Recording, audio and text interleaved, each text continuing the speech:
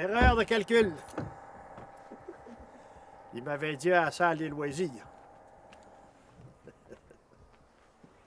Regardez qui arrive, là. C'est pas Florien. C'est en plein lui. C'est en plein nuit, bonjour. Bonjour. Comment ça va? Ça va bien. Oui. Qu'est-ce qu'il nous veut? Hein? Sais-tu qu'est-ce qu'il nous veut? J'ai une grosse idée. J'ai une grosse idée de ce qu'ils veulent. Il faut travailler. Hein? T'aurais dû emporter tes chevaux, peut-être bien qu'ils veulent nous faire des voyages. N'est plus. Tu n'as plus? Non. Ouais, après ça, c'est pas ce qui nous attend. On va rendu chez nous. Bonjour, moi c'est Audrey. Parce que moi, j'ai commencé ça quand il y a eu les opérations Dignité en 1970-71. Excuse. Quand il y a eu les opérations Dignité, moi, j'ai rentré quasiment tout de suite dans la gang pour être capable de se défendre puis d'empêcher le gouvernement de fermer des paroisses. Il y avait 65 paroisses de l'Est du Québec qui étaient supposées fermer complètement parce que c'était pas vivable.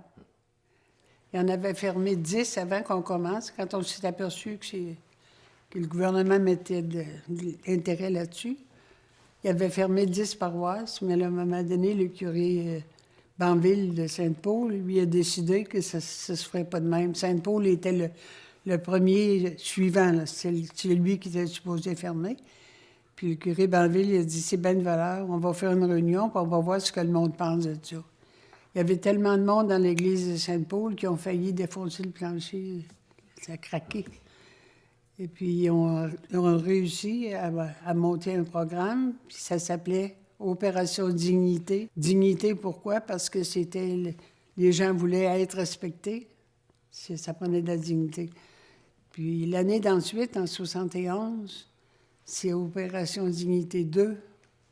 Puis là, on a travaillé. Moi, j'ai travaillé sur plusieurs projets où on essayait de se défendre. On faisait des réunions de famille, des réunions de cuisine qu'on appelait, avec quelques voisins ensemble. On leur expliquait ce qu'on voulait, puis ce qui serait mieux pour eux autres. Et puis, à fin de compte, on a réussi à garder les paroisses ouvertes. Quand est-ce qu'ils fermeront, on ne sait pas. Ça dépend de... C'est qu'il y a beaucoup de choses qui se font encore à l'heure actuelle. Parce qu'on dirait que ce qui avait manqué, parce que les gens sont défendus, ils ont dit ce qu'ils pensaient, puis ils ont dit ce qu'ils voulaient rester, on dit qu'ils sont calmés pour un bout de temps. Mais on dirait qu'ils voudraient ressortir encore des choses pour fermer certaines paroisses, fermer certains endroits.